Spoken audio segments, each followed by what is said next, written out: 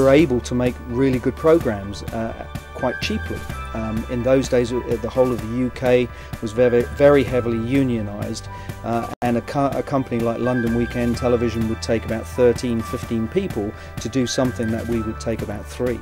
So we started getting some quite big contracts for making documentaries in the UK, Europe, and then subsequently all over the world. And I was lucky enough to be a cameraman, travelling to some exotic places, doing some fantastic wildlife programs, documentaries.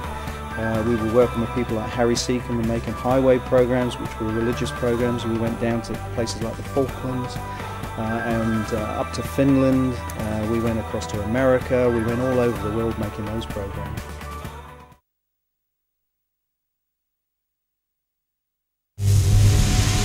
We could one day be 2 weeks, 3 weeks. I remember doing a fantastic expedition to Madagascar for 2 months with Gerald Durrell, his last expedition out there, and we went searching for the eye-eye. And that was a fantastic experience, you know, out in the jungle, camping, you know, miles away from anywhere. And then 2 weeks later I'm back here and I'm down in the Royal Square filming the politicians. But it was that variety that kept your interest in the job, so you were never bored.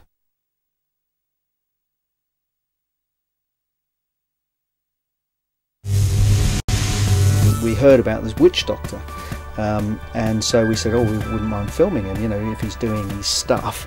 And of course we couldn't understand the language, and they said, yeah, come along. So we came along, and we were told that the practice is that you've got to drink this local produce, and we never understood what it was. So we had to drink this drink, which was a bit bitter and sour. But in return, we used to have to give him a drink, so it was like the polite thing to do. So we had some whiskey, and of course apparently he knew this, and this is why. So every time he had a whiskey, he gave us another drink. We had to give him another drink. And so he was slowly getting sloshed on this whiskey, and he started doing his meditation, and he was going into all these things.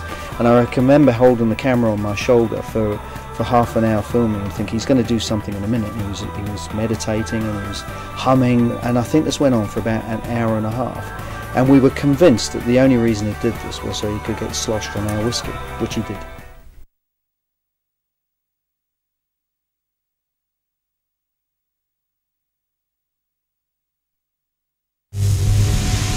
We used to get up at 4 o'clock in the morning. We used to climb into a hide, and we used to sit there for an hour until the birds start coming out. And if we were lucky to get about 10 seconds of good footage of a particular bird, that was a good morning's filming. And that would take us anything from 3 to 4 hours to get about 10 or 15 seconds of footage. And we did that for about 2 years. And it was a great experience though, because I got to know about birds, and it taught me a lot about wildlife filming.